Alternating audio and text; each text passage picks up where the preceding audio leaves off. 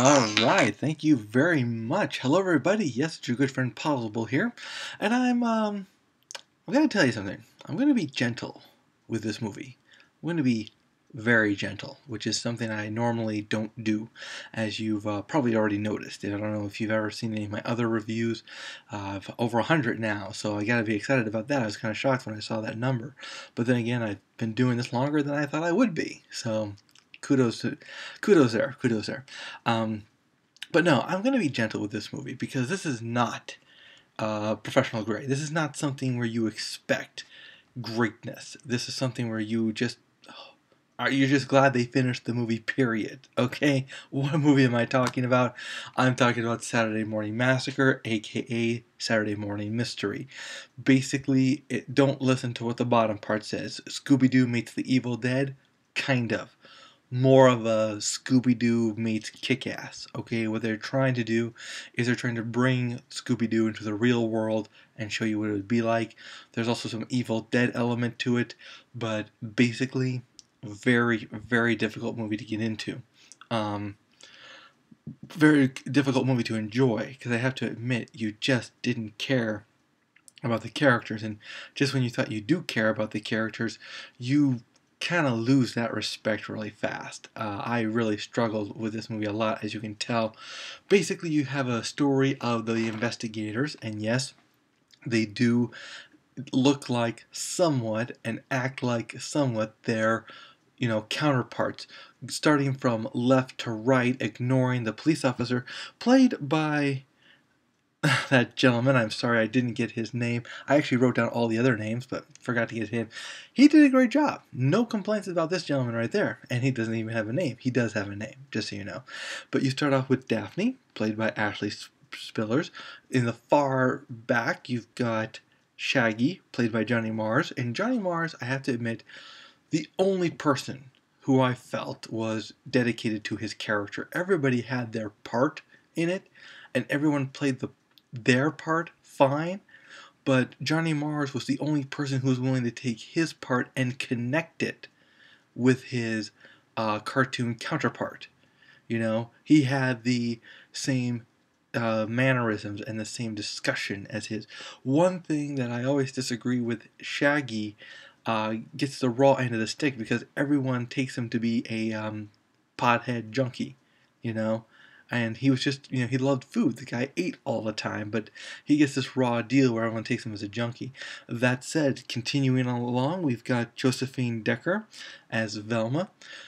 She did a good job with her counterpart, but like I said, everyone was more committed to their own character than their counterpart character, with the exception of Johnny Mars. And then, of course, finally rounding up, you have Adam Tate as Fred. That was not their actual names in the movie, okay? I did not write down their real names, shame on me. But they were like Gwen, and they had other names. But they're the same idea. They chase these ghosts, and they find out, the real people behind it. To be honest, for the longest time, I suspected the cop. He might have done it. He might not have done it. I'm not going to say any more about that. I will say this, though. They are not safe. Unlike, the cartoon, they're not going to all make it out of this alive. Little hint there. But that said, that's not the problem I really had with the movie. The real problem I had with the movie, first off, was they didn't make it scary. They had the elements, they had the parts, but it's what happens when these parts are not put in properly. For example, you see them standing around, but you can see somebody moving in the background, somebody moving in the shadows, but nothing to make you go, oh my god. It's like, oh, someone's there, It's not like a horror movie, someone's there. It's more like a comedy or a drama, the pizza man finally showed up type of thing, So, the scares weren't there, but the scary parts were there. The famous walking down the corridor, waiting for something to jump out at you and go boo, that was there. One part that they did have that I liked, and this is the interesting part. The first part of the movie is very much like Scooby-Doo, but it's more realistic, where basically the first thing they do is they solve a crime. But because they didn't have any access to solving the crime, they really didn't solve the crime. They stopped them from doing what they were doing, but they weren't able. They didn't gather enough evidence to do a bust. That said, there's also this moment when they're starting to get into the place, and you have the cop explaining everything to them, giving them the whole bottom line of what the history of the story is. He's basically Mr. Plot Point. Okay, that's his role, is to be Mr. Plot Point. You then move into the investigation part where they're looking around, they're trying to find clues, or they're just trying to find something. Okay, and then something happens, and there's the famous chase scene. And this was a chase scene I have to admit was the best part of the show. Where basically, they're in a mansion. And mansions have all the secret corridors, they have the, secret rooms, they have the hallways that lead to everywhere. So they would walk in one door, then you saw them running down another door. You see them go one way, and then he's going the other way, No music, though, and that was one of the biggest drawbacks. There's no music. When a person is walking down the dark corridor trying to investigate, there needs to be scary music, something to keep you, get your pulse pumping, and get you wondering, oh my God, what's going to happen? Is something going to jump out at me? What? You don't get that. It's missing. There's a lot missing. The movie as a whole was okay, but the worst killer was how incredibly stupid these people acted sometimes. Now, don't get me wrong, that's part of the plot and the part of the character development. I get it. They're not supposed to be the brightest bulbs in the drawer. They're not the professionals.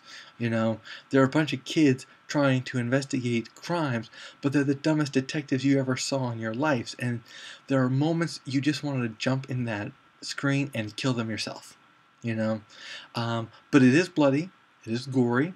It is sexy. I mean, obviously, they play with the idea that, Fred and Velma had a relationship, so they do that very graphically. They do the same thing with Daphne and Shaggy, but it's not done as graphically. And that's about it. That's the Saturday morning mystery for you. I guess one of the ultimate killers for me, along with it, was the fact that the mystery was just too easily solved. They weren't collecting pieces to a puzzle like you normally would expect from a mystery. I guess that's why they changed it to Saturday Morning Massacre. It's as opposed to being, hey, we're going to solve a crime. It's more like, hey, we're all going to get killed in a very bloody fashion. And that's why it gets a pass, guys. If you haven't seen it yet, I don't recommend it. It's a pass. They need to improve it a little bit more and a little bit better. And I'm sorry they didn't. And but it was a good movie. It could have been good. It could have been great. But they kind of took some easy routes, and they didn't develop the scene. And that's my number one complaint. They didn't develop the scene well enough. No music, no suspense, and just a bunch of cliches that just ran around for nowhere. Well, guys, that's it for me today. I tried to be gentle as best I could. I had higher hopes, and too bad they were dashed.